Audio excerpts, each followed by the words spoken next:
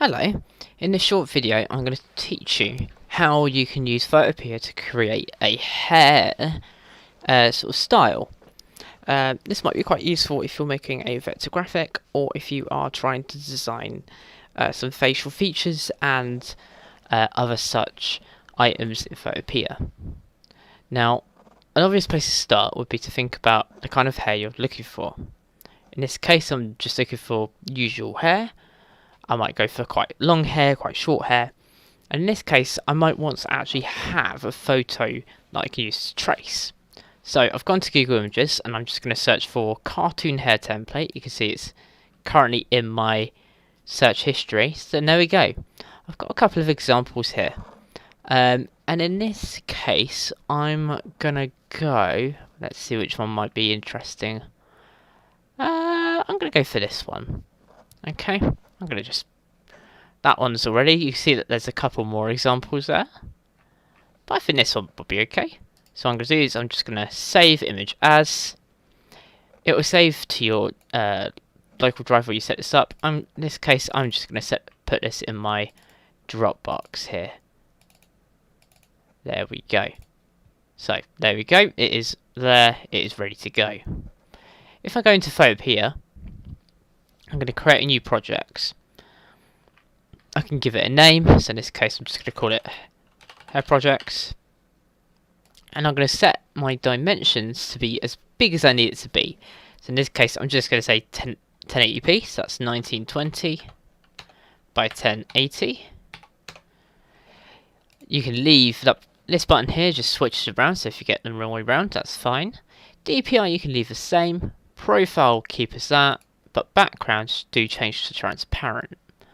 Once you've done that, just hit create, and you can see it gives you a blank template. Now, you'll notice that the download of that hair is down here, so what I'm going to do is I'm just going to simply bring it out, and drop it in. And you can see that actually it's created the image up here. If I remove my downloads bar, I've got a bit more space to work with. What I'm going to do is I'm going to hold Shift on my keyboard, and I'm just going to simply drag it. What that allows us to do is to make it bigger or smaller. In this case, I'm just going to keep it at that size. You can see that there's a hexagon background, but for us that doesn't necessarily even matter. What I'm going to do is I'm going to create a brand new layer. And you can see that this creates it called layer 1. I'm just going to call this my layer. And you can call that by just double clicking on it. And I want to get it ready for tracing. What you can do is you can select the pen tool. If you click and hold, you get multiple options. I'm just going to select free pen. At the top, just make sure that you click it where it says shape and just change it so it's path. So the idea is that you can trace round the hair and it won't create a shape just yet. In order to trace, all we do is we find a start point. I'm going to go here and I click and I can start drawing.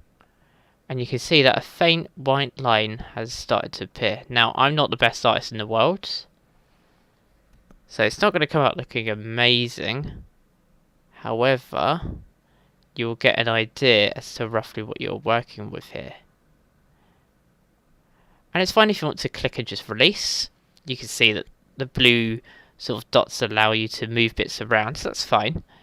I'm just going to keep going just by starting off where I left off, as long as you make sure that you click the blue point to start. I can see I've messed up those, but I can change those later if I wanted to. And again, I'm just going to draw around them. So again, I've messed up there. Just going to keep going until I reach my endpoint there. What I could do is I could select the path selects, and that will allow me to modify any of the paths. If I zoom in, you can see that there are a couple of dots lying around where the paths don't correctly meet. So I can select the path I want it, so let's say here, and I can move them around, I can double click them, and that allows me to move them if I so need to. What I'm going to do is I'm just going to check that I've not missed anything or there's no gaps. So in this case, there's actually a gap here. I'm going to connect that to an existing path. This looks okay. And I can just use the scroll wheel and control in order to move around my canvas. It looks okay. It's a little bit of a mess, but that's okay. Oh, and there we go. We can see that there's one hole here. So what I'm going to do again is just use my pen tool and just fix it like so. Doesn't have to be perfect, but it will do. Okay, so I'm going to zoom out. Now sometimes these aren't perfect the first time you do them, and actually if you remove the image you can see that it actually starts to resemble hair, which is really good. So a good way of testing to see if this works is by going to Layer, New Fill Layer, Colour. I could change the colour if I want to. In this case I'm going to go for sort of like a brunette. Let's say about there, and press OK. So I can see here that if I remove my actual photo, some of it has done it successfully, but some of it has not, and the path has kind of made a couple of errors there.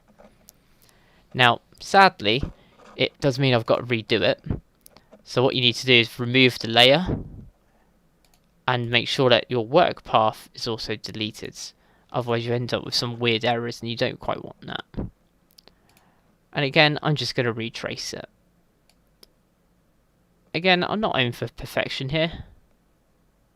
I'm not an artist. However, what I am going to try and do is try and do it all in one go.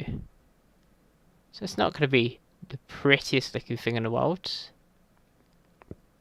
But if I can get it looking as close to what I'm aiming for here, the actual end result is quite nice to look at. There we go, just bring it back around like that. Back up like so. Again, this hair is quite curvy. I could bring it in like that. And again, I can go up, I can look into the fill tools, I can change the colour. Let's say that. And there we go. We can see this time, actually, it looks a lot better. And the paths have done a really lovely job. If I just click on the move tool and I deselect using Control D, what will happen is the path will be removed. You could also just press background and it will move. If you want to, if you just press Auto Select at the top, you can then start to think about moving it around. What I suggest you do at this stage is click on the download as a PNG, and it will download that the layer that you've got currently selected, in this case your hair, as a PNG. So in this case I'm going to call it tutorial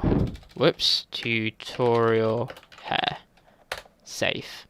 And there we go. That way if I opened up, say, PowerPoint or Word or even another Photopea project, I can easily copy and paste this in too.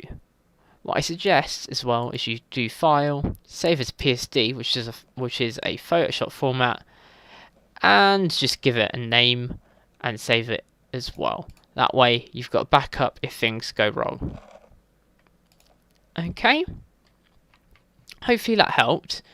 From there you can then start to think about adding facial expressions, adding a face, a body, etc. Okay, so I really hope you found this video useful, and stick around for more Photopea content.